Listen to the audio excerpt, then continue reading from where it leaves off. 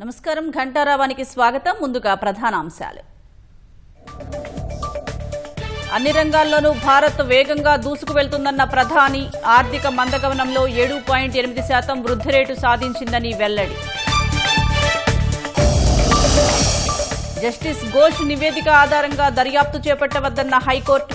NDSA report ద్వారానే ముందుకు వెళ్తామని సర్కార్ స్పష్టీకరణ. లండన్లో ఘోర రోడ్డు ప్రమాదం. 2 హైదరాబాదీలు మృతి, మరో 2 పరిస్థితి విషమం. విషాదంలో కుటుంబీకులు.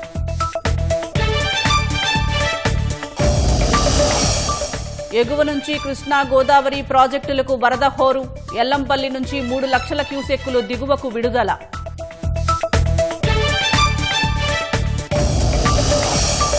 చైనాలో ఆర్మీ పరేడ్కు హాజరు కానున్న ఉత్తర కొరియా అధ్యక్షుడు. తొలిసారి పుతిన్, జిన్పింగ్తో కలిసి వేదికను పంచుకోనున్న కిమ్.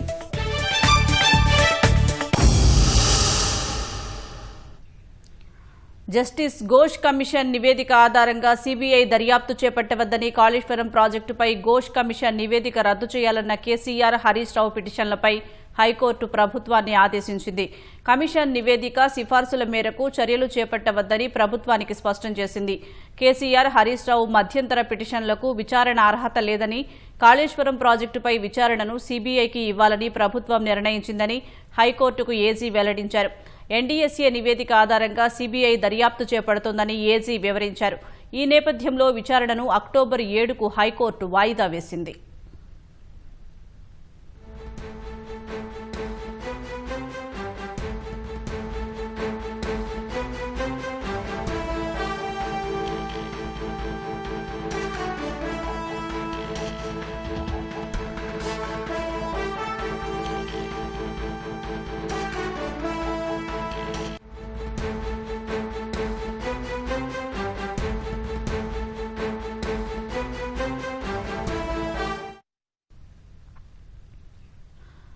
లండన్లో జరిగిన రోడ్డు ప్రమాదంలో 2 హైదరాబాద్ యువకులు మృతి చెందారు. వినాయక నిమజ్జనానికి వెళ్లి వస్తుండగా 2 కార్లు ఢీకొని ప్రమాదం జరిగింది.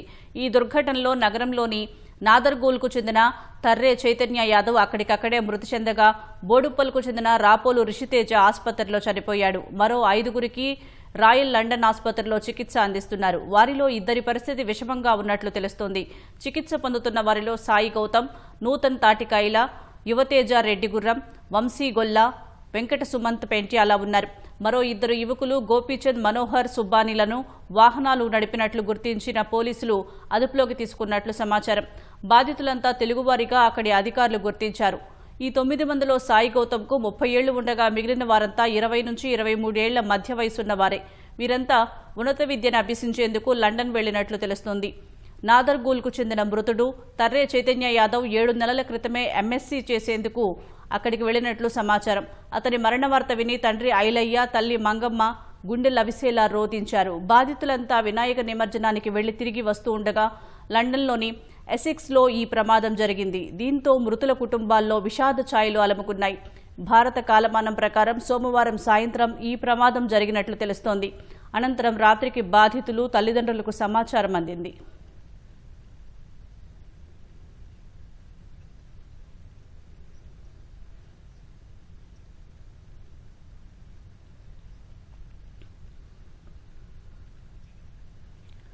లండన్లో రోడ్డు ప్రమాదంలో మృతి చెందిన హైదరాబాద్ నాదర్గుల్కు చెందిన చైతన్య కుటుంబంలో విషాదం చోటు చేసుకుంది. చైతన్య మృతితో కుటుంబ సభ్యులు శోక సంద్రంలో మునిగిపోయారు. మరింత సమాచారం మా ప్రతినిధి శ్రీనివాస్ అందిస్తారు. నగర శివారు ప్రాంతంలోని నాదర్గుల్లో విషాదం చోటు చేసుకుంది. నాదర్గుల్కు చెందిన యువకుడు చైతన్య యాదవ్ లండన్లో ఎంఎస్ చదివేందుకు వెళ్లారు. అక్కడ రోడ్డు ప్రమాదంలో ఆయన తీవ్రంగా గాయపడి మృతి చెందినట్లు తెలుస్తుంది. అయితే ప్రస్తుతం ఆయన నాదర్గుల్లోని ఆయన ఇంటి వద్ద పూర్తిగా విషాద వాతావరణం నెలకొంది. బంధువులు కావచ్చు, కుటుంబ సభ్యులు కావచ్చు, ప్రమాదం గురించి తెలిసిన వెంటనే విషాదంలో మునిగిపోయారు. అయితే ఎప్పుడూ ఉత్సాహంగా ఉండే చైతన్య ఒకసారిగా రోడ్డు ప్రమాదంలో మృతి చెందాడనే సమాచారం తెలిసిన తర్వాత కుటుంబ సభ్యులు పూర్తిగా విషాదంలో మునిగిపోయిన పరిస్థితి అయితే కనిపిస్తుంది. ప్రస్తుతం మనతో పాటు ఆయన బంధువులు ఉన్నారు, వారితో మాట్లాడదాం. ప్రమాదం ఎలా జరిగిందండి, మీకు ఎప్పుడు తెలిసింది? మాకు రాత్రి తెలవడం జరిగింది సార్. అక్కడ వినాయకుని నిమజ్జనం గురించి తీసుకొని వెళ్ళడం జరిగింది. అక్కడ కార్ యాక్సిడెంట్ అయి చనిపోవడం తెలుస్తుంది. నిజంగా రాష్ట్ర పార్టీకి, కేంద్ర పార్టీ మేము కోరడం ఏంటంటే ఆ బాడీని జల్దీ తీసుకొచ్చే తల్లిదండ్రులకు ఒప్పియాల్సిందిగా రిక్వెస్ట్ చేస్తున్నాం. చదువుకొని పోయి 8 నెలలు అయింది. 8 నెలల తర్వాత చనిపోవడం తెలిస్తే ఇంట్లో ఫ్యామిలీ మొత్తం తట్టుకోలేకపోతుంది. ఇమ్మీడియట్గా మాకు అందియాల్సిందిగా రాష్ట్ర ప్రభుత్వం, కేంద్ర ప్రభుత్వం కోరుకోవడం జరుగుతుంది. ఆయన మనతో పాటు ఆయన సోదరుడు ఉన్నాడు, ఆయనతో మాట్లాడదాం. ప్రమాదం గురించి మీకు ఎప్పుడు తెలిసింది? ఎప్పుడు ఇక్కడి నుంచి అంటే లండన్ వెళ్ళారు? అంటే ఫిబ్రవరి స్టార్టింగ్లో వెళ్ళిండు. అయితే 8 months అవుతుంది. ఇవరికి నిన్న నైట్ గణేష్ పూజ చేసుకొని ఇట్లా వస్తుంటే అంటే సీరియస్ ఉందని, రోడ్ యాక్సిడెంట్ అయిందని అన్నారు. అది ఎట్లా అది కొద్దిసేపు అది ఏం అర్థం కాలేదు.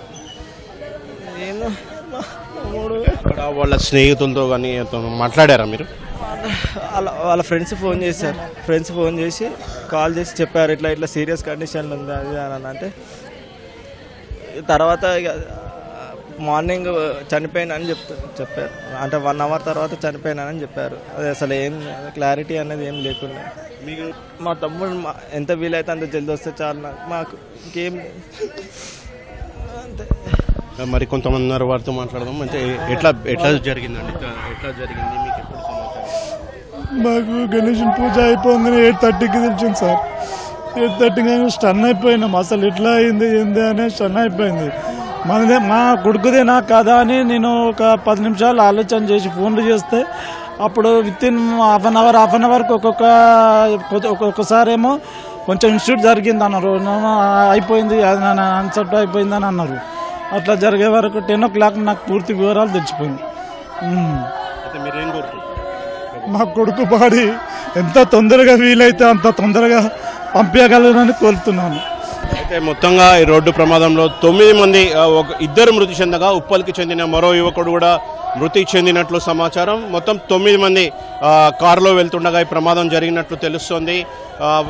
మొత్తానికి మృతదేహాల్ని త్వరగా తీసుకొచ్చేలా చూడాలని ప్రభుత్వాన్ని బంధువులు అయితే కోరుతున్నారు.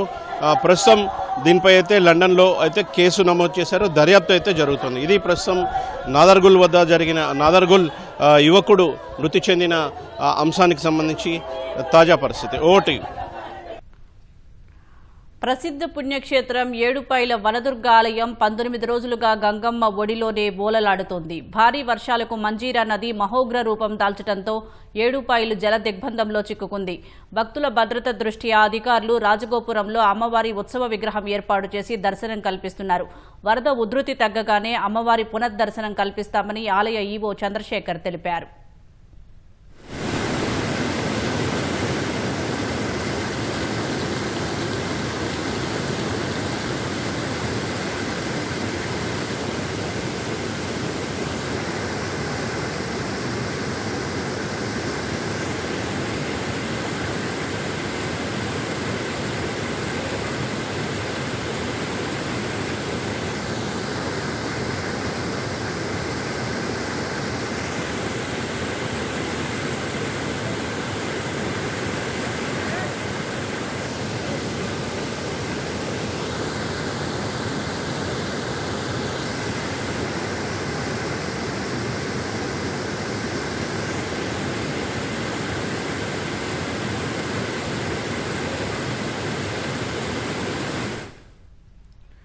నిర్మల్ జిల్లాలోని కడెం జలాశయానికి వరద ప్రవాహం కొనసాగుతోంది. 9 గేట్ల ద్వారా 98,700 క్యూసెక్కులను దిగువకు వదులుతున్నారు.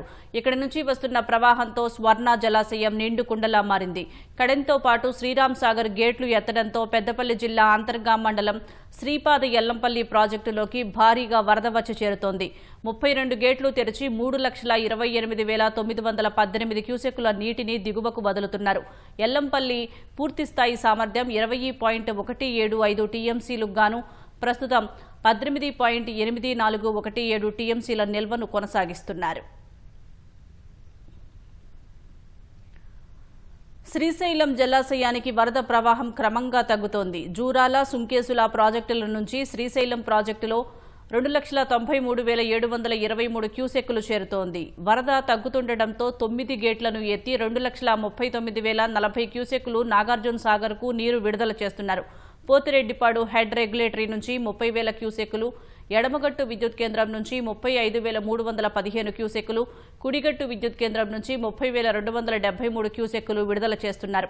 శ్రీశైలం పూర్తిస్థాయి నీటి మట్టం 885 అడుగులు కాగా ప్రస్తుతం 881.70 అడుగులకు చేరింది. ప్రాజెక్టు పూర్తిస్థాయి నీటి నిల్వ సామర్థ్యం 215.80 టీఎంసీలకు కాగా ప్రస్తుతం 197.46 టీఎంసీలుగా కొనసాగుతోంది.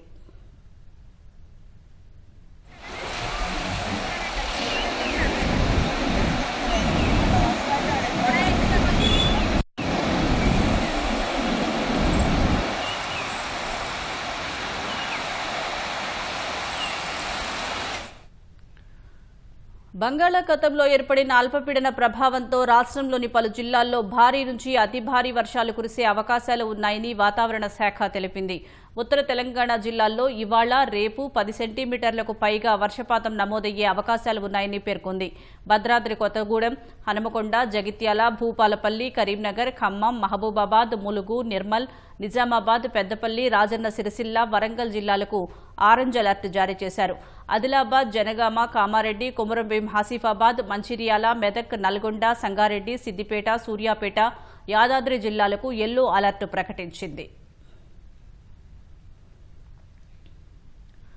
భారీ వర్ష సూచనతో పాటు యమునా నదిలో ప్రవాహ ఉధృతి పెరిగిన వేళ దేశ రాజధాని ఢిల్లీకి ముంపు బెడద పొంచి ఉంది. యమునా నది గరిష్ట స్థాయి 205.33 అడుగులు కాగా ఢిల్లీ పాత రైల్వే వంతెన వద్ద 205.80 అడుగుల ఎత్తులో ప్రవాహం ప్రమాదకర స్థాయికి చేరింది. హర్యానాలోని హత్నీకుంద్ బ్యారేజ్ నుంచి 1,76,000 క్యూసెక్కులు, వజీరాబాద్ బ్యారేజ్ నుంచి 69,210 క్యూసెక్కులు, ఓక్లా బ్యారేజ్ నుంచి 73,619 క్యూసెక్కులు వరద వచ్చి చేరుతుండటంతో యమునా నదిలో ప్రవాహం గంటకు పెరుగుతున్నట్లు అధికారులు తెలిపారు. సాయంత్రానికల్లా యమునా ప్రవాహం 206 అడుగులకు చేరుతుందని అంచనా వేశారు. దీంతో సురక్షిత ప్రదేశాలకు వెళ్లాలని లోతట్టు ప్రాంతాల ప్రజలకు సూచించారు.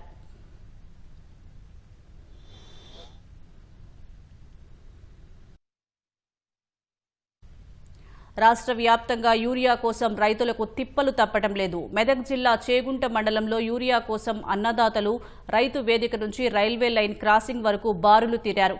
నెల రోజులుగా యూరియా కొరత కష్టాలు తీరడం లేదని ఆగ్రహం వ్యక్తం చేశారు.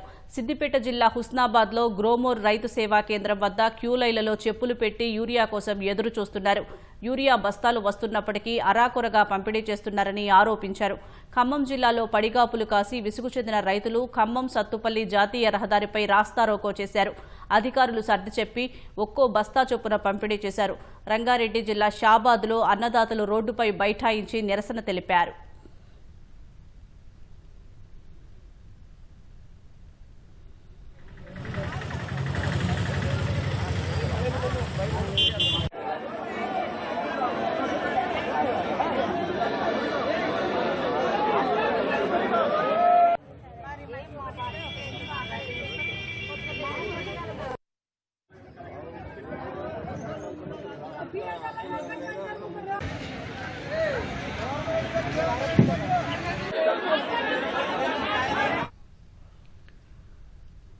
అభిమాన నేతపై ప్రేమను చాటుకునేందుకు వేయించుకున్న పచ్చబొట్టే ఓ వ్యక్తి ప్రాణాలు కాపాడింది. అంత్యక్రియలు దాకా వెళ్లిన ఆయన గుండె ఆగకుండా చేసింది. వనపర్తి పీర్లగుట్టలో ఈ ఘటన చోటు చేసుకుంది. తైలం రమేష్ అనే వ్యక్తి మాజీ మంత్రి సింగిరెడ్డి నిరంజన్ రెడ్డిపై అభిమానంతో ఛాతిపై పచ్చబొట్టు వేయించుకున్నాడు.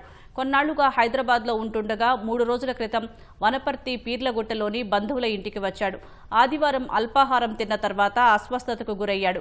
తర్వాత ఎలాంటి చలనం లేకపోవడంతో చనిపోయాడని భావించి అంత్యక్రియలకు సైతం ఏర్పాట్లు చేశారు. ఈ క్రమంలో చివరి చూపు కోసం వచ్చిన నిరంజన్ రెడ్డి రమేష్ ఎదపై ఉన్న పచ్చబొట్టు చూస్తూ ఉండగా ఊపిరి పీల్చుకుంటున్నట్లు గమనించారు. వెంటనే పూలమాలలు తీయించారు. పేరు పెట్టి పిలవగా కొద్దిగా కనురెప్పలు కదిలించడంతో ఆసుపత్రికి తరలించారు. గంట తర్వాత కళ్లు తెరవడంతో కుటుంబ సభ్యులు, బంధువులు ఆనందాశ్చర్యాలకు గురయ్యారు. వైద్యుల సూచన మేరకు రమేష్ను హైదరాబాద్లోని నిమ్స్కు తరలించారు. ప్రస్తుతం ఆయన ఆరోగ్యం నిలకడగా ఉన్నట్లు తెలుస్తోంది.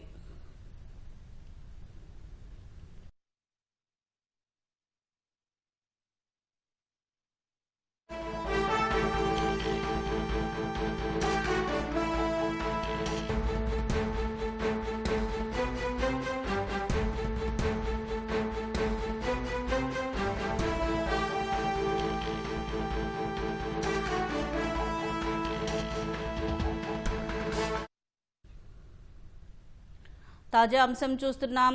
కాళేశ్వరం ఆనకట్లపై ఎన్డీఎస్ఏ నివేదిక ఆధారంగా రాష్ట్ర ప్రభుత్వం సీబీఐ విచారణకు సిఫార్సు చేసింది. సీబీఐ విచారణ కోరుతూ కేంద్ర హోంశాఖకు రాష్ట్ర ప్రభుత్వం లేఖ రాసింది.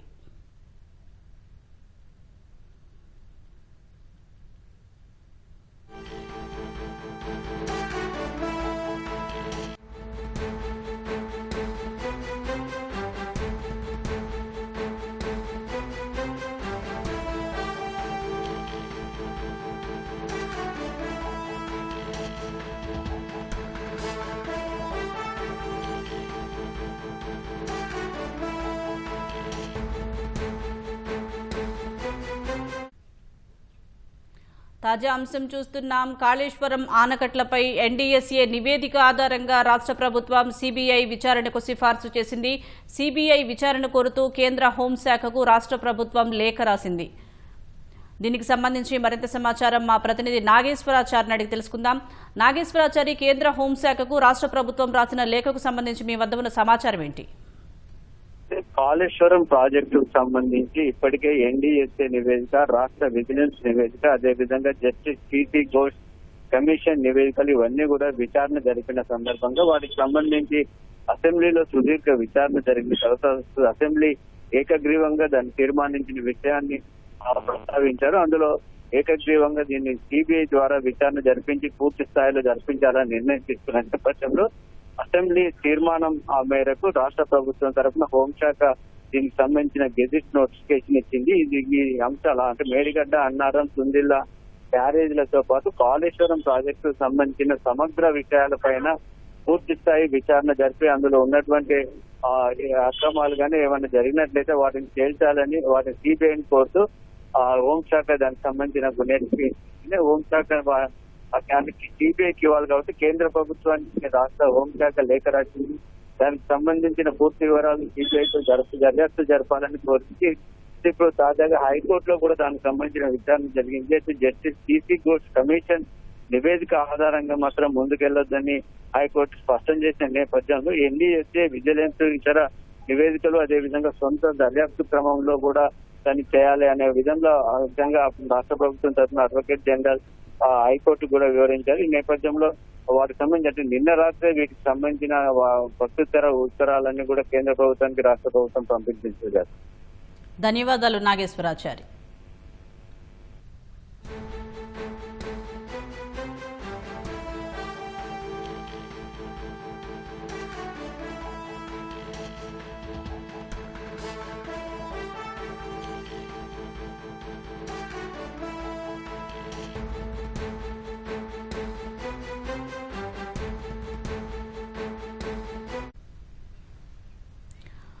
తాజా అంశం చూస్తున్నాం. కాళేశ్వరం ఆనకట్టపై ఎన్డీఎస్ఏ నివేదిక ఆధారంగా రాష్ట్ర ప్రభుత్వం సీబీఐ విచారణకు సిఫార్సు చేసింది.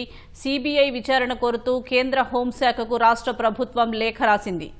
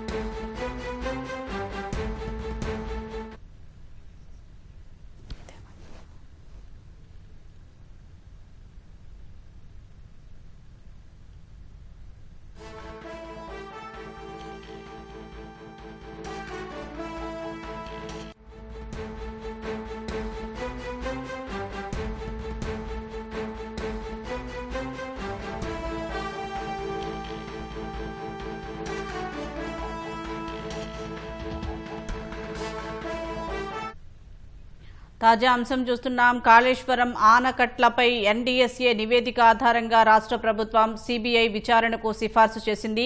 సీబీఐ విచారణ కోరుతూ కేంద్ర హోంశాఖకు రాష్ట్ర ప్రభుత్వం లేఖ రాసింది. దీనికి సంబంధించి మరింత సమాచారం మా ప్రతినిధి రంగారావు అడిగి తెలుసుకుందాం. రంగారావు, కేంద్ర హోంశాఖకు రాష్ట్ర ప్రభుత్వం రాసిన లేఖకు సంబంధించి మీ వద్ద ఉన్న సమాచారం ఏంటి?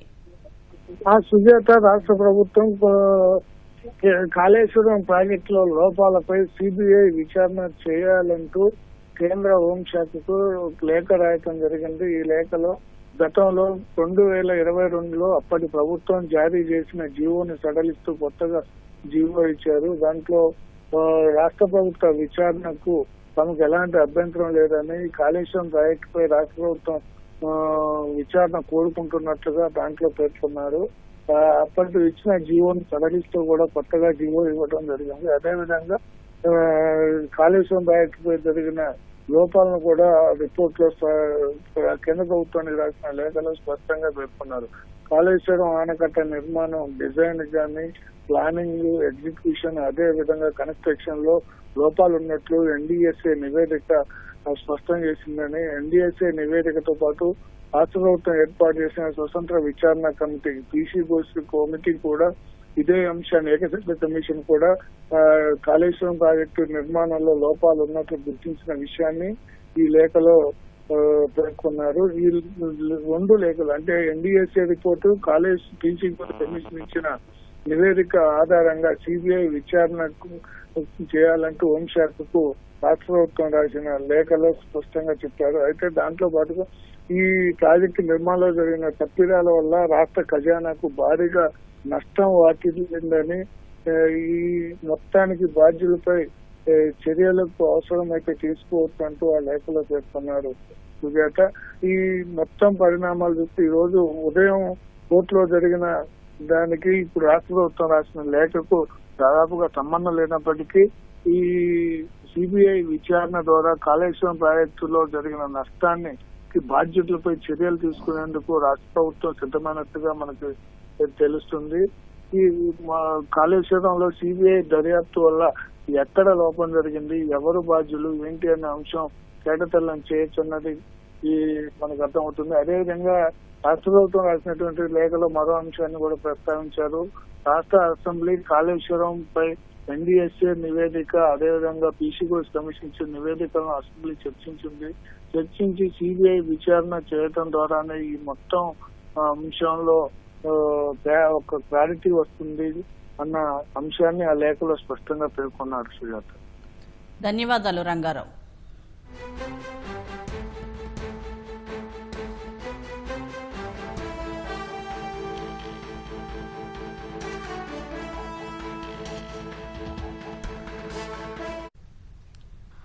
అమెరికా 50% సుంకాలపై ప్రధాని నరేంద్ర మోదీ కీలక వ్యాఖ్యలు చేశారు. ఇతరుల ఆర్థిక స్వార్థం వల్ల ఎన్నో సవాళ్లు ఎదురైనప్పటికీ భారత్ వేగంగా అభివృద్ధి చెందుతోందన్నారు. ఈ ఏడాది తొలి త్రైమాసికంలో 7.8% వృద్ధి రేటును సాధించినట్లు చెప్పారు. దేశ ఆర్థిక వ్యవస్థ అంచనాలను మించి రాణిస్తోందన్నారు. ఢిల్లీలో సెమికాన్ ఇండియా సదస్సులో పాల్గొన్న ప్రధాని మోదీ ప్రపంచవ్యాప్తంగా అనిశ్చితి నెలకొన్నప్పటికీ భారత్ మాత్రం స్థిరంగా అభివృద్ధి వైపు అడుగులు వేస్తోందన్నారు. ప్రపంచంలోని వివిధ కంపెనీలు మేక్ ఇన్ ఇండియా కోసం భారత్కు రావాలని, ప్రపంచం కోసం తయారీలు చేపట్టాలని ప్రధాని మోదీ పిలుపునిచ్చారు. ఎన్డీఏ పాలనలో భారత్లో రాజకీయ స్థిరత్వం, ఆర్థిక స్థిరత్వం, విధానాల్లో పారదర్శకత వంటి పలు మార్పులు చోటు చేసుకున్నాయన్నారు. త్వరలోనే భారత్ 3వ అతిపెద్ద ఆర్థిక వ్యవస్థగా అవతరించనుందని ప్రధాని మోదీ విశ్వాసం వ్యక్తం చేశారు. फ्रेंड्स, यहाँ दुनिया भर में सेमीकंडक्टर से जुड़े एक्सपर्ट्स हैं। 40-50 से ज्यादा देशों का यहाँ रिप्रेजेंटेशन है और भारत की इनोवेशन और यूथ पावर भी यहाँ नजर आ रही है। और ये जो कॉम्बिनेशन बना है उसका एक ही मैसेज है, the world trust India, the world believes in India and the world is ready to build the semiconductor future with India. Important partners है। साथियों, कुछ दिन पहले ही इस साल के पहले क्वार्टर के जीडीपी नंबर आए हैं। एक बार फिर भारत ने हर उम्मीद, हर अपेक्षा, हर आकलन से भी बेहतर प्रदर्शन किया है।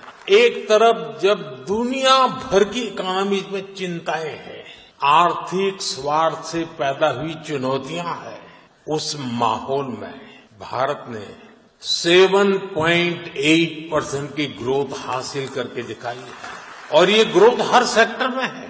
मैन्युफैक्चरिंग, सर्विसेज, एग्रीकल्चर, कंस्ट्रक्शन, हर तरफ उत्साह नजर आ रहा है। भारत आज जितनी तेजी से ग्रो कर रहा है, इससे हम सभी में, इंडस्ट्री में, हर देशवासी में नई ऊर्जा का संचार हो रहा है। फ्रेंड्स, भारत की स्पीड क्या है, ये भी मैं आपके सामने रखना चाहता हूं। साल 2021 में हमने सेमिकॉन इंडिया प्रोग्राम शुरू किया। साल 2023 तक भारत का पहला सेमीकंडक्टर प्लांट अप्रूव हो गया। साल 2024 में हमने कुछ और प्लांट्स अप्रूव किए। साल 2025 में हमने 5 और प्रोजेक्ट्स क्लियर किए।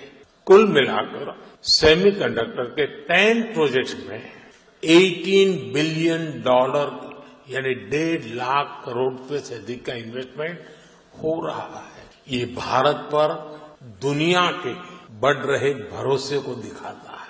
साथियों, आप जानते हैं सेमीकंडक्टर्स में स्पीड मैटर करती है। फाइल से फैक्ट्री का समय जितना कम होगा, जितना कम पेपर वर्क होगा, वेफर वर्क उतना जल्दी शुरू हो पाएगा।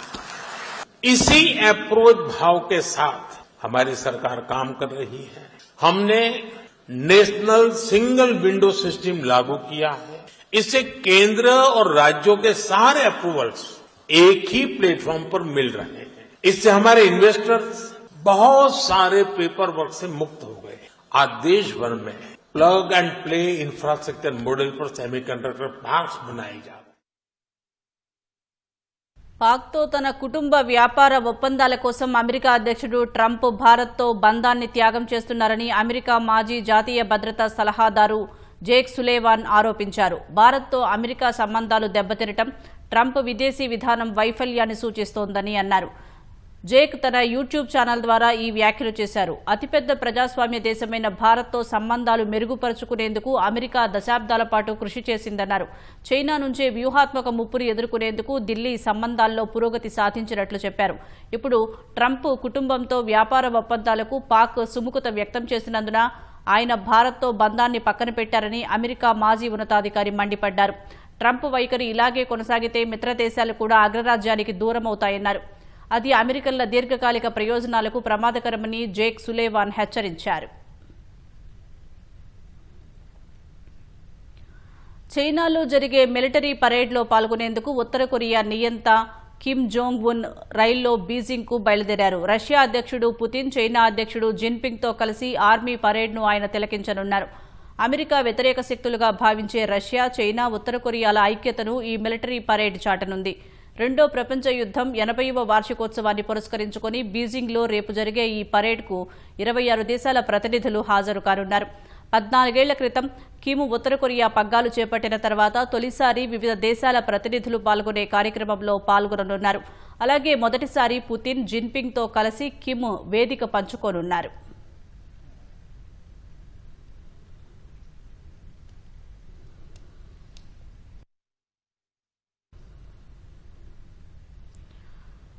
ఆఫ్ఘనిస్తాన్లో సంభవించిన భారీ భూకంపం కారణంగా మరణించిన వారి సంఖ్య 800కు చేరింది. మరో 2800 మందికి పైగా గాయపడ్డారు. భూకంప తాకిడికి గ్రామాలకు గ్రామాలే ధ్వంసమయ్యాయి. తాలిబాన్ ప్రభుత్వం చేపడుతున్న సహాయక చర్యలు అంతంత మాత్రంగానే ఉన్నాయి. వేల సంఖ్యలో ప్రజలు ఇంకా శిథిలాల కిందే చిక్కుకుని ఉంటారని అనుమానిస్తున్నారు. యుద్ధాలు, అంతర్యుద్ధాలు, క్షామాలతో తరచూ అతలాకుతలమయ్యే ఆఫ్ఘనిస్తాన్లో మరో ఘోర విషాదం జరిగింది. ఆదివారం రాత్రి రిక్టర్ స్కేల్పై 6.0 తీవ్రతతో నమోదైన భూకంపం ఆ దేశానికి కాళరాత్రిని మిగిల్చింది. ఏకంగా 800 మందికి పైగా ప్రాణాల్ని బలిగొంది. 2800 మందికి పైగా పౌరుల్ని క్షతగాత్రుల్ని చేసింది.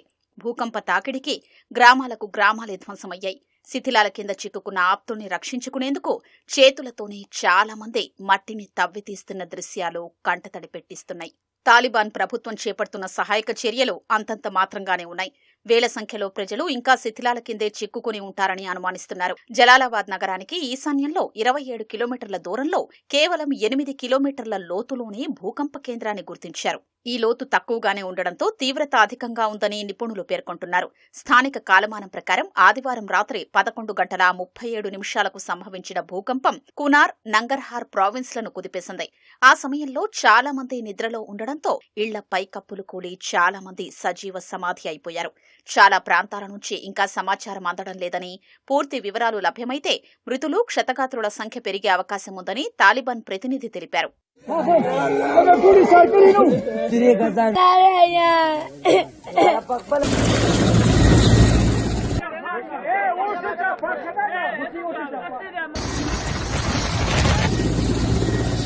పర్వత ప్రాంతమైన తూర్పు ఆఫ్ఘనిస్తాన్లో భూకంపం తాకడంతో మారుమూల గ్రామాల్లో ఇంకా సహాయక చర్యలు ప్రారంభం కాలేదు. చాలా ప్రాంతాల్లో ప్రజలు సాయం కోసం ఎదురు చూస్తున్నారు. శిథిలాల కింద అనేక మంది ఇంకా సజీవంగానే ఉన్నారని అనుమానిస్తున్నారు. సాయం అందడంలో జరుగుతున్న జాప్యం కారణంగా వీరంతా ప్రాణాలు కోల్పోయే ప్రమాదముందని స్థానికులు పేర్కొంటున్నారు. రాత్రంతా పలుమార్లు భూమి కంపిస్తూనే ఉందని తెలిపారు. పాకిస్తాన్లోనూ పలు ప్రాంతాల్లో భూమి కంపించింది. 2023 అక్టోబర్లోనూ 6.3 తీవ్రతతో ఆఫ్ఘాన్లో భూకంపం సంభవించింది. ఆ విపత్తులో దాదాపు 4,000 మంది ప్రాణాలు కోల్పోయారు. భూకంపం కారణంగా పలు గ్రామాల్లోని ఇళ్లు పూర్తిగా నేలమట్టమయ్యాయని వార్దక్ ప్రావిన్స్ మాజీ మేయర్ జరీఫా ఘప్పారి పోస్టు పెట్టారు. ఈ విపత్తు ధాటికి పలు కుటుంబాలు కకావికలమైనట్లు పేర్కొన్నారు. అంతర్జాతీయ సమాజం, మానవతా సంస్థలు సత్వరమే స్పందించి బాధితుల్ని ఆదుకోవాలని కోరారు. అవసరమైన ఆహారం అందించి ఆశ్రయం కల్పించాలని విజ్ఞప్తి చేశారు.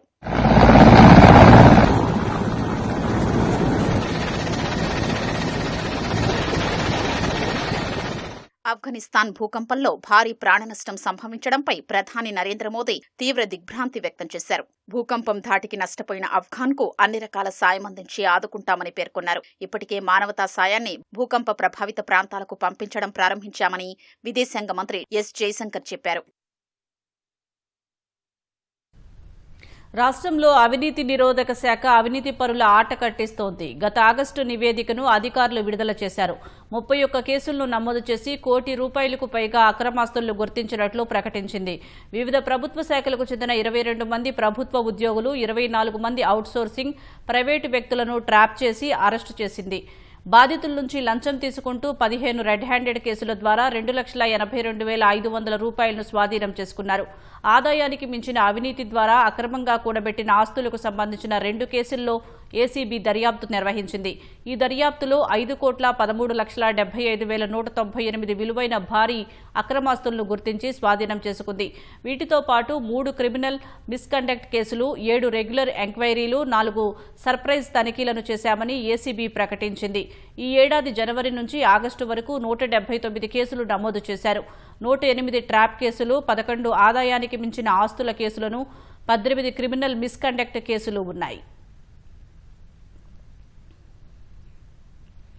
హైదరాబాద్లోని insurance regulatory and development authority assistant manager సూర్యనారాయణను సైబరాబాద్ ఆర్థిక నేర విభాగ పోలీసులు అరెస్టు చేశారు. ఫోర్జరీ ఇన్వాయిస్లు, ఆఫీస్ నోట్స్ సృష్టించి సంస్థకు చెందిన 5,30,00,000 కోట్లు సొంత ఖాతాలకు మళ్లించినట్లు తెలిపారు. వ్యక్తిగతంగా అప్పుల పాలైన సూర్యనారాయణ వాటిని తీర్చేందుకు పనిచేస్తున్న సంస్థకే కన్నం వేసినట్లు పోలీసులు గుర్తించారు. నిందితుడిని అరెస్టు చేసి కేసు దర్యాప్తు చేస్తున్నామంటున్న సైబరాబాద్ ఈఓడబ్ల్యూ డీసీపీ ముత్యంరెడ్డితో మా ప్రతినిధి రమేష్ ముఖాముఖి. తను పనిచేస్తున్న సంస్థలో నకిలీ ఇన్వాయిస్లు, తర్వాత నకిలీకి సంబంధించిన పత్రాలు సృష్టించి తర్వాత 5 కోట్ల వరకు కాజేసిన వ్యక్తిని ఈఓడబ్ల్యూ పోలీసులు అరెస్ట్ చేయడం జరిగింది. ఈ కేసుకు సంబంధించి మనతో మాట్లాడడానికి Cyberabad crime and EOW DCP Muthyam Reddy గారు ఉన్నారు. వారిని మనం తెలుస్తాం. సార్, ఈ కేసులో ప్రధానంగా అంటే ఎంతవరకు మనీ సంబంధించి కూడా వీళ్ళు ఏ అకౌంట్లకు ట్రాన్స్ఫర్ చేసినట్టు కూడా మీరు ప్రాథమికంగా గుర్తించారు కదా, అసలు ఈ ప్రాసెస్ సంబంధించి ఎలా చేశారు? ఐఆర్డీ ఆఫీసు నాన్నగ్రహ మూడలో ఉంది. ఇది మెయిన్ ఆఫీసు ఇండియా లెవెల్లో. ఇక్కడ సూర్యనారాయణ శాస్త్రి అని చెప్పేసి అసిస్టెంట్ మేనేజర్గా దీంట్లో పనిచేస్తున్నాడు. 2015 నుంచి ఇతని మనీ ట్రాన్స్ఫర్స్ అన్ని కూడా ఈయనే మేనేజ్ చేస్తుంటాడు. ఈ కంపెనీ తరఫున కొన్ని వెహికల్స్ కొనడం, హోటల్ పేమెంట్స్, కొంత మ్యాన్ పవర్ సప్లయర్స్ పేమెంట్స్, ఇవి ఎవ్రీ మంత్ పే చేసేది ఉంటుంది. ఈయన కొన్ని అప్పుల వల్ల బయట అప్పులు తీసుకొని వాటి కట్టలేకపోవడం వల్ల మార్చి 24 నుంచి ఇతను ఎవరికైతే కస్టమర్స్కి పే చేయాలనో ఆ డబ్బుల్ని fake invoices, PO orders, purchase orders తయారు చేసుకొని ఆ కంపెనీ పేరు మీద వీళ్ళ ఫ్యామిలీ మెంబర్స్కు సంబంధించిన ఆయనకు సంబంధించి ఒక 5 అకౌంట్లని ఆ కంపెనీ పేర్ల మీద పెట్టేసి ఈ ఫైల్ ప్రాసెస్ అయిన తర్వాత ఈ అమౌంట్ ఏదైతే కంపెనీకి పే చేయాలనో ఈయన పెట్టినటువంటి అకౌంట్కి ట్రాన్స్ఫర్ చేసేవారు. అట్లా ఆయన వేరే అకౌంట్ల నుంచి ఈయన అకౌంట్కి ట్రాన్స్ఫర్ చేసుకొని అతను ఎవరైతే పే చేసిన ఎవరికైతే పే చేయాలనో వాళ్ళందరూ కూడా అమౌంట్ ట్రాన్స్ఫర్ కొట్టాడు. ఈ రకంగా మొత్తం మార్చి 24 నుంచి వీళ్ళు ఐడెంటిఫై చేసేంత వరకు కూడా 5,30,00,000 ట్రాన్స్ఫర్ చేశారు. అది ఒక కంపెనీ వాళ్ళు, మహేంద్ర కంపెనీ వాళ్ళు, వాళ్లకు 3 months నుంచి మాకు పే చేయాల్సిన డబ్బులు ఇంకా రాలేదని చెప్పేసి IRDAకు మెసేజ్ పెట్టడం వల్ల వాళ్ళు అకౌంట్స్ అన్ని కూడా వెరిఫై చేస్తే ఈ అమౌంట్ అంతా కూడా డైవర్ట్ అయినట్టు ఐడెంటిఫై చేసి కంప్లైంట్ ఇచ్చారు. ఇందులో సూర్యనారాయణ శాస్త్రిని అరెస్ట్ చేసి రిమాండ్ చేసినాం. అతన్ని మళ్ళీ కస్టడీలోకి తీసుకొని ఈ అమౌంట్ అతను ఎవరికి పే చేశాడు, ఎక్కడ డైవర్ట్ చేశాడో ఇవన్నీ కూడా ఫర్దర్ ఇన్వెస్టిగేషన్లో తేలుతాను. ఈ అకౌంట్లకు సంబంధించి ట్రాన్స్ఫర్ చేసినట్టు కూడా ప్రాథమికంగా గుర్తించడం జరిగింది. కేవలం అంటే కుటుంబ సభ్యులే ఉన్నారా లేదా ఇతర వ్యక్తులు, ఇతర సన్నిహితులు కానీ ఫ్రెండ్స్ కానీ ఎవరు ఉన్నారు? అందులో ఒక అకౌంట్ శాస్త్రిది, ఇంకొకటి అతని భార్యది, ఇంకా 3 అకౌంట్లు కూడా వారి రిలేటివ్స్ది. ఇది ఆంధ్ర రాజమండ్రిలో వాళ్ళు ఉంటారు. కేవలం 5,30,00,000 మాత్రమే ఇప్పటివరకు ఏమన్నా పోయినట్టు గుర్తించారా లేదా ఇంకా ఎక్కువ అమౌంట్కి సంబంధించి ఏమన్నా ట్రాన్సాక్షన్లు కానీ తర్వాత ఎక్కడన్నా బదిలీ చేసినా కానీ వాటిపైన కూడా ఏమన్నా దర్యాప్తులో తెలియదు? వాళ్ళకి ఎప్పుడైతే ఒక కంపెనీ నుంచి మాకు అమౌంట్ రాలేదు అన్నప్పుడు కంపెనీ IRDAలో ఇంటర్నల్ ఆడిట్ కండక్ట్ చేసుకొని టోటల్గా 5,30,00,000 పోయినట్టు వాళ్ళు ఐడెంటిఫై చేశారు. చాలా వరకు పెద్ద పెద్ద కంపెనీలకు సంబంధించి కూడా ఆడిట్లో కానీ అన్ని విషయాలు అయితే వెలుగులోకి వస్తుంటాయి. కానీ కొన్ని కంపెనీలో చూసుకోకపోవడంతో కూడా ఇలాంటి ఫ్రాడ్కి సంబంధించి కూడా పాల్పడే అవకాశం ఉంది. కానీ అలాంటి సంస్థలకు సంబంధించి మీరు ఏం చెప్పదలుచుకున్నారు? అంటే ఎలా జాగ్రత్తలు ఉంటే ఆ మనీకి సంబంధించి కూడా జాగ్రత్త పడవచ్చు అని చెప్పి వీళ్ళు పే చేయాల్సిన కంపెనీకి పే చేసినప్పుడు సరిగ్గా ఆ అకౌంట్కు వెళ్ళినాయా లేదా అనేది ఎవ్రీ మంత్ ఆర్ లేకపోతే క్వార్టర్లీ వాళ్ళొక సిస్టమ్ పెట్టుకొని ఆ పీరియడ్లో వాళ్ళు చెక్ చేసుకుంటే ఇంత అమౌంట్ పోయేంత వరకు కూడా మనం అలర్ట్ అయిపోతాం. అలర్ట్ అయిపోయి ఎవరైతే దీనికి బాధ్యులనో వాళ్ళని మనం పట్టుకోనికి అవకాశం ఉంటుంది. ఈ కేసులో కేవలం అంటే 5 కోట్లకు సంబంధించి ఇతను ఒక్కడు మాత్రమే ఉండాలి లేదా ఆ సంస్థలకు సంబంధించి ఇంకా ఎవరైనా పనిచేసిన వాళ్ళు కూడా ఇతనికి ఏమైనా సహకరించినట్లు ఏమన్నా గుర్తించాలి? ఇంకా యాంగిల్లో మేము చూడలేదు. ఇప్పుడు అతన్ని కస్టడీకి తీసుకుంటాం. కస్టడీ తీసుకున్న తర్వాత ఆ యాంగిల్లో కూడా మళ్ళీ ఎంక్వైరీ చేస్తాం. ఇది మొత్తం మీద ఇన్సూరెన్స్ రెగ్యులారిటీ అథారిటీకి సంబంధించి కూడా 5,30,00,000 సంబంధించి అసిస్టెంట్ మేనేజర్గా పనిచేస్తున్న అతన్ని అకౌంట్లకు బదిలీ చేయడంతో కూడా ప్రస్తుతం కంపెనీ ఫిర్యాదు మేరకు అయితే పోలీసులు కేసు నమోదు చేసి దర్యాప్తు చేసి ప్రస్తుతం అసిస్టెంట్ మేనేజర్ని అయితే అరెస్ట్ చేసి రిమాండ్కి అయితే తరలించడం జరిగింది. కానీ ఫర్దర్గా కస్టడీ తీసుకొని ఈ కేసులో మరి కేవలం 5 కోట్లు మాత్రమే వెళ్ళాయా లేదా ఆ ఖాతాలకు బదిలీ చేసిన అమౌంట్కి సంబంధించి వాళ్ళు ఎవరున్నారు, తర్వాత వాటి పాత్ర పైన కూడా పూర్తి స్థాయిలో వివరాలు రాబడతామని చెప్పి కూడా పోలీసులు అయితే చెప్తున్న పరిస్థితి. వీడియో జర్నలిస్ట్ సూర్యతో రమేష్, ఈటీవీ, హైదరాబాద్. మద్యపానం ఆరోగ్యానికి హానికరం అనేది పాత మాట. మద్యం సేవించిన వారు పక్కనే ఉంటే ప్రాణాలకే ప్రమాదం అనేది నేటి మాట. మత్తులో తన మన అనే భేదం ఉండదు. రక్తం కళ్ళ చూడాలన్నదే తప్ప రక్త సంబంధాలు గుర్తుకురావు. మద్యం మత్తులో తమ్ముడితో చిన్నపాటి గొడవ పెట్టుకున్న అన్న ఏకంగా తోడబుట్టిన వాడిపై పెట్రోల్ పోసి నిప్పంటించాడు. ఆర్థిక సంబంధాల ముందు అన్నదమ్ముల బంధం కనుమరుగైపోయింది. మర్డర్ చేసి అన్న జైలు పాలవ్వగా తమ్ముడు చనిపోవడంతో ఆ కుటుంబంలో తీవ్ర విషాదం నెలకొంది.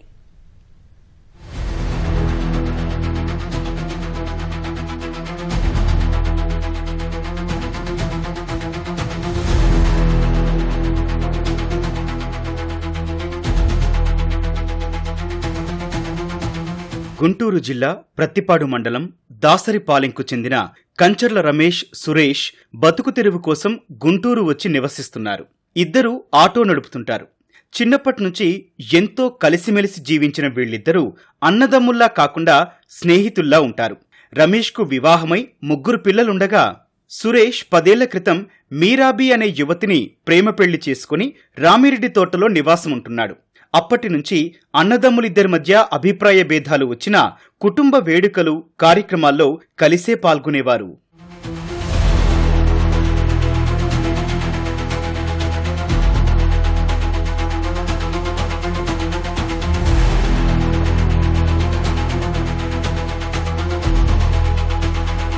రమేష్, సురేష్ల తండ్రి నారాయణ గతంలోనే చనిపోగా స్వగ్రామం దాసరిపాలెంలోని సొంతింటిని తల్లి ఇటీవలే ₹1,00,000 అమ్మేసింది. ఆ డబ్బులో పెద్దవాడైన రమేష్కు 30,000, చిన్న కుమారుడు సురేష్కు 70,000 ఇచ్చింది. దీంతో అన్నదమ్ముల మధ్య మళ్లీ వివాదం తలెత్తింది. డబ్బులు ఇద్దరికీ సమానంగా పంచకుండా తల్లికి మాయమాటలు చెప్పి తమ్ముడు ఎక్కువ తీసుకున్నాడని రమేష్ కోపం పెంచుకున్నాడు. ఈ విషయంపై ఇద్దరూ పలు సందర్భాల్లో గొడవపడ్డారు. ఆగస్టు 22న అన్నదమ్ములిద్దరూ కలిసి గుంటూరులోని మణిపురం వంతెన కింద ఉన్న బార్లో ఫుల్లుగా మద్యం తాగారు. మత్తులో మళ్లీ డబ్బుల విషయంపై ఇరువురి మధ్య గొడవ తలెత్తింది.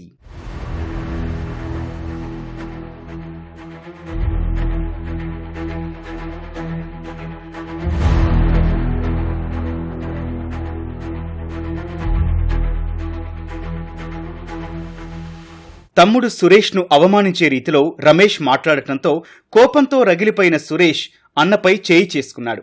అప్పటికే మద్యం మత్తులో ఊగిపోతోన్న రమేష్ సోదరుడు కొట్టడంతో తీవ్ర అవమానంగా భావించాడు. కోపంతో పెట్రోల్ తీసుకొచ్చి తమ్ముడిపై పోసి నిప్పంటించాడు. తీవ్రంగా గాయపడిన సురేష్ను స్థానికులు ప్రభుత్వాసుపత్రికి తరలించారు. చికిత్స పొందుతూ సురేష్ ప్రాణాలు విడిచాడు. చిన్న చిన్న గొడవల వల్ల కారణాల వల్ల కొంచెం ఆస్తి తగాద వల్ల మా బావ మా ఆయన్ని పెట్రోల్ పోసి తగలబెట్టాడండి. మణిపురం బ్రిడ్జి కింద దుర్గా బారు కాడ. ఇప్పుడు నేను దిక్కులేని దాన్ని అయిపోయానండి. రోడ్డును పడ్డాను. చిన్న చిన్న కారణాల వల్ల అంత పెద్ద గొడవలు కూడా ఏమీ లేవు. కూకున్నోడి మీద పెట్రోల్ పోసి తగలబెట్టాడండి. చిన్నప్పుడు దాన్ని బాగానే ఉండాలి. అన్నదమ్ములు ఇద్దరు బాగానే ఉండేవాళ్ళు. ఎక్కడికి పోయినా ఇద్దరు కలిసి వెళ్ళేవాళ్ళు. ఏం చేయాలని ఇద్దరు చేసేవాళ్ళు. కాకపోతే ఆ అబ్బాయికి మాకు కొంచెం పిల్లలు లేరని తిడుతున్నాడంట. మా ఆయన కొంచెం కొట్టాడంట మా బావని. ఆ కడుపులు ఖర్చులో పెట్టుకొని చెప్పాడు. ఆ మాటే చెప్పాడు నాకు కూడా. తీసుకొచ్చి పోసాను అని చెబుతున్నాడు. ఇంకేదో కూలీ నాడి చేసి బతుక్కోవటమేనండి. ఇంకెవరు లేరు. ఇంకా ఆ అబ్బాయిని బయటికి తీసుకొచ్చేవాళ్ళు ఎవరు లేరండి. ఆ అమ్మాయి పరిస్థితి కూడా అద్దుమానంగా ఉంది. ఆవిటి పిల్లోడు ఉన్నాడు. ఆ అమ్మాయికి ఇద్దరు పిల్లలు ఆడపిల్లలు పెట్టుకొని బతకాలి. ఆ అమ్మాయి పరిస్థితి కూడా బాగాలేదు. మద్యం మత్తులో రమేష్ సోదరుడి ప్రాణాలు తీయడంతో పోలీసులు కేసు నమోదు చేసి నిందితుడిని అరెస్టు చేశారు.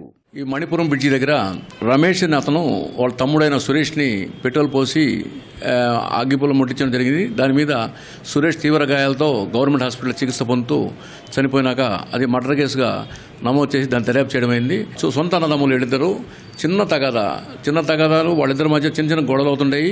ప్లస్ పోతే ఒక నెల రోజుల క్రితం 2 నెలల క్రితం ఒక చిన్న ఇంటిని 1,20,000 వాళ్ళ అమ్మి తక్కువ డబ్బులు ఈ రమేష్కి ఇవ్వడం జరిగింది. తమ్ముడికి ఆమె ఎక్కువ డబ్బులు ఇవ్వడం జరిగింది. అంటే 70,000 తమ్ముడికి 30,000 అన్నకి ఇవ్వడం జరిగింది. దాని మీద ఇతను మనస్తాపం, అతని మీద కోపం పెట్టుకున్నాడు. నాకు తక్కువ ఇస్తారా అని చెప్పేసి. కానీ చాలా చిన్న విషయం. ఈ తాగేటప్పుడు కూడా చిన్న గొడవ అయింది.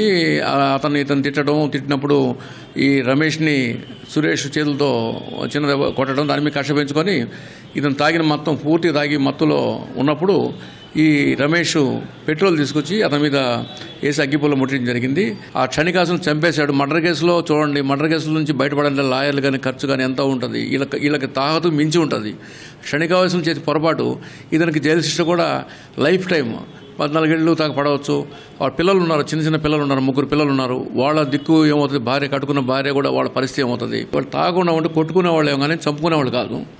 మద్యం తాగటం వల్ల ఆ మత్తులో ఇతను కోపం మనసుని మైండ్ని కంట్రోల్ చేస్తుంది. కాబట్టి ఆ టైంలో ఇది తొందరపాటు చర్యగా చేయడం జరిగింది. అన్నదమ్ముల మధ్య ప్రాణాలు తీసుకునేంతగా ఆర్థిక గొడవలు లేకపోయినా కేవలం మద్యం మత్తు వల్లే మాటామాటా పెరిగి తమ్ముడి ప్రాణాలు తీసేంత వరకు వెళ్లిందని పోలీసుల విచారణలో తేలింది. మత్తులో చేసే చిన్న తప్పు ఇలా జీవితాంతం బాధపడేలా చేస్తుంది. హైదరాబాద్ నాచారం పోలీస్ స్టేషన్ పరిధిలో విషాదం చోటు చేసుకుంది. విద్యుత్ స్తంభం విరిగిపడి సాఫ్ట్వేర్ ఇంజనీర్ మృతి చెందాడు. మృతుడు నాచారంలోని కార్తికేయ నగర్కు చెందిన సాత్విక్గా గుర్తించారు. రోడ్డుపై వెళ్తుండగా డివైడర్ మధ్యలో ఉన్న విద్యుత్ స్తంభం ఒక్కసారిగా విరిగిపడటంతో ఈ ప్రమాదం చోటు చేసుకుంది. ఘటనపై కేసు నమోదు చేసుకున్న పోలీసులు దర్యాప్తు చేస్తున్నారు.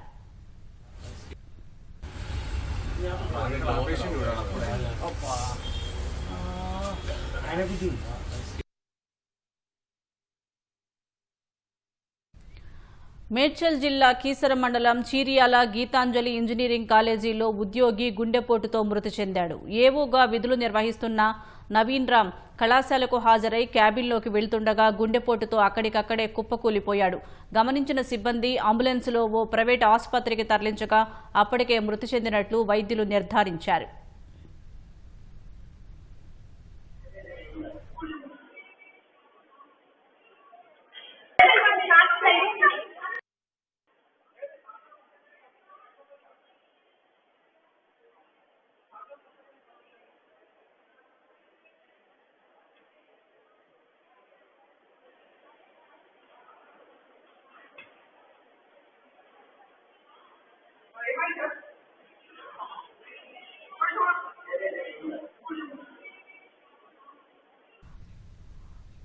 తల్లిదండ్రుల ఒడిలో హాయిగా ఆడుకోవాల్సిన అభం శుభం తెలియని పసిపిల్లలు కిడ్నాపర్ల చేతుల్లో చిక్కి అంగట్లో సరుకుల్లా మారిపోతున్నారు. పిల్లలను ఎత్తుకు వెళ్లిన అక్రమార్కులు సంతానం లేని వారికి అమ్ముకొని సొమ్ము చేసుకుంటున్నారు. హైదరాబాద్లో చిన్నారులను కిడ్నాప్ చేస్తున్న ముఠా గుట్టును పోలీసులు రట్టు చేశారు. బస్టాండ్లు, రైల్వే స్టేషన్ల వద్ద ఉండే నిరుపేదలే లక్ష్యంగా చేసుకుని చిన్నారులను అపహరిస్తున్నట్లు పోలీసులు గుర్తించారు. దుండగుల నుంచి 6 చిన్నారులను పోలీసులు రక్షించారు. బస్టాండ్లు, రైల్వే స్టేషన్లు, నిరుపేదలుండే ప్రాంతాల్లోని చిన్నారులను ఎత్తుకెళ్లి సంతానం లేని తల్లిదండ్రులకు విక్రయించి సొమ్ము చేసుకుంటున్న ముఠాను సైబరాబాద్ పోలీసులు అరెస్టు చేశారు. సంగారెడ్డి జిల్లా పటాన్చెరు జేపీ కాలనీకి చెందిన చిలుకూరి రాజు ఆయుర్వేదిక్ స్టోర్ నిర్వహిస్తున్నాడు. సరిపడా ఆదాయం లేదని అధిక డబ్బు సంపాదించాలనే ఆశతో చిన్నారులను ఎత్తుకెళ్లి విక్రయించాలనే ప్రణాళిక వేసుకున్నాడు. 4 ఏళ్ల క్రితం కాచిగూడ రైల్వే స్టేషన్లో ఓ బాలికను కిడ్నాప్ చేసి 42,000కు విక్రయించాడు. తొలిసారి చేసిన కిడ్నాప్ సఫలం కావడంతో ఆ దందాను కొనసాగించాడు. పటాన్చెరుకి చెందిన ఆసిఫ్, మూసాపేటకు చెందిన నరసింహారెడ్డికి కమిషన్ ఆశ చూపాడు. అపహరించిన చిన్నారులను అమ్మేందుకు ఏజెంట్ల కోసం వెతుకుతుండగా ఆసిఫ్కు సిద్దిపేటకు చెందిన నర్సింగ్ క్లినిక్ నిర్వాహకురాలు రిజ్వానాతో పరిచయం ఏర్పడింది. ఆ 4 ఓ ముఠాగా ఏర్పడి దందా కొనసాగించినట్లు పోలీసుల విచారణలో వెల్లడైంది.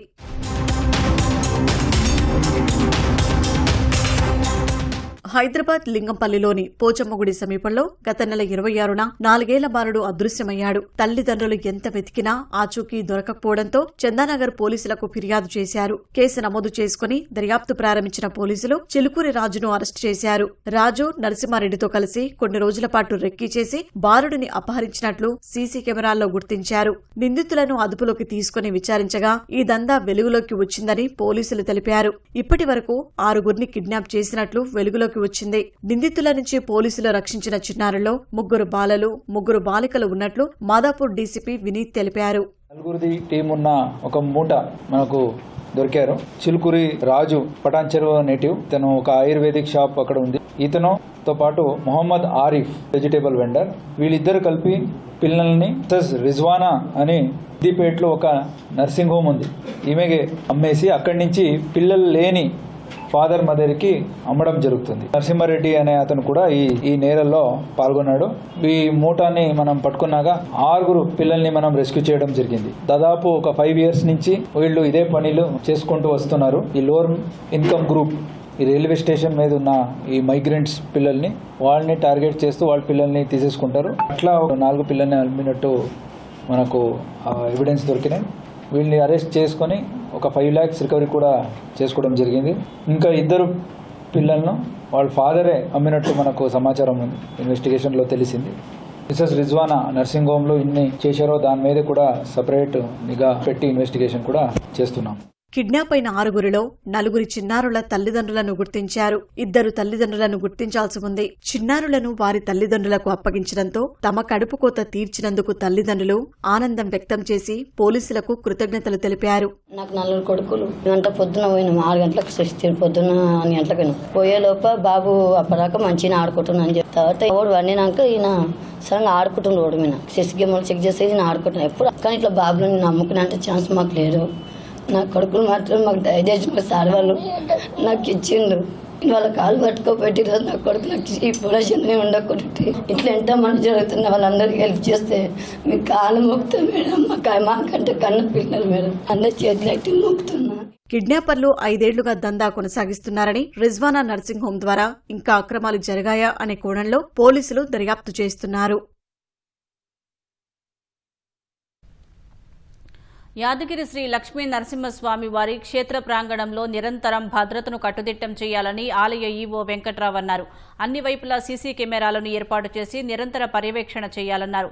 కళ్యాణకట్ట, వ్రత మండపం, శివాలయం, క్యూలైన్ల మార్గాల్లో స్కానర్లు, వాహనాలు కొండపైకి ప్రవేశించే మార్గంలో వెహికల్ స్కానర్లు ఏర్పాటు చేయాలని ఆదేశించారు.